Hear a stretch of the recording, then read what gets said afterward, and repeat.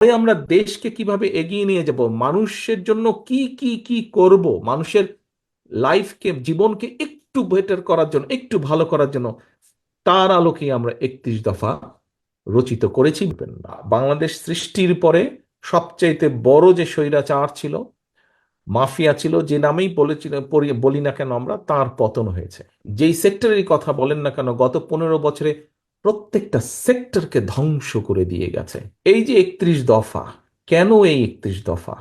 দেখুন, এখানে উপস্থিত যতজন মানুষ আপনারা আজকে উপস্থিত আছেন, আমার মনে হয় না হলেও এখানে এমন একজন মানুষ আছেন যার নামে না হলেও মিনিমাম একটা দুইটা মিথ্যে মামলা আছে, আছে না?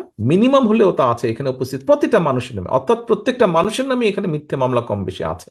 সে আপনি বিএনপি হন, যুবদল হন, ছাত্র দল হন, স্বেচ্ছাসেবক দল হন, মহিলা দল হন, আইনজীবী ফোরাম হন, তাঁতি দল হন, কৃষক দল হন, যেটাই হন না কেন আপনি, আপনার সিল, কপালে সিল বিএনপি আছে, তো আপনার নামে মিথ্যে মামলা আছেই সেই স্বৈরাচারের সময় থেকে। তখন আমাদের একটি লক্ষ্য ছিল কি, বিএনপি বলুন, গণতন্ত্রে বিশ্বাসী বাংলাদেশের প্রতিটি রাজনৈতিক দল, প্রতিটি ব্যক্তির, গণতন্ত্রে বিশ্বাসী প্রতিটি মানুষের লক্ষ্য উদ্দেশ্য ছিল ওই স্বৈরাচার, স্বৈরাচার হাসিনার পতন। আলহামদুলিল্লাহ, জনগণের রাজনৈতিক দলগুলো একসাথে মিলে জনগণের প্রচেষ্টায়, জনগণের সমর্থন, জনগণকে সাথে নিয়ে, ছাত্র জনতা সকলকে সাথে নিয়ে বাংলাদেশের মানুষ সফল হয়েছে।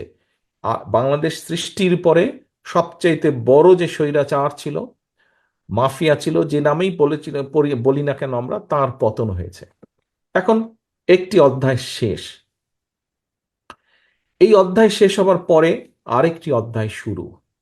একটু আগে আমি বলেছি, আপনি আজকে কৃষি বলেন, শিক্ষা বলেন, অর্থনীতি বলেন, বিচার ব্যবস্থা বলেন, সিভিল প্রশাসন বলেন, পুলিশ প্রশাসন বলেন, স্বাস্থ্য বলেন, যেই সেক্টরেরই কথা বলেন না কেন, গত 15 বছরে প্রত্যেকটা সেক্টরকে ধ্বংস করে দিয়ে গেছে। পত্রিকার পাতা খুললেই দেখি আমরা লক্ষ কোটি টাকা বিদেশে পাচার করে দিয়েছে, এই দেশের মানুষের অর্থ সম্পদ বিদেশে পাচার করে দিয়েছে, এই দেশের মিল কারখানা, ব্যবসা বাণিজ্য, শিক্ষা, স্বাস্থ্য ধ্বংস করে দিয়েছে। অনেকেই মনে করছেন, আহারে, সামনে তো নির্বাচন হলে ফাঁকা মাঠ। দয়া করে এই ভুলটা করবেন না, দয়া করে এই ভুলটা করবেন না। যারা ভাবছেন যে সামনে তো ফাঁকা, বিশ্বাস করুন, সামনে একটি অসম্ভব শক্তিশালী অদৃশ্য দাওয়াল আপনার জন্য অপেক্ষা করছে।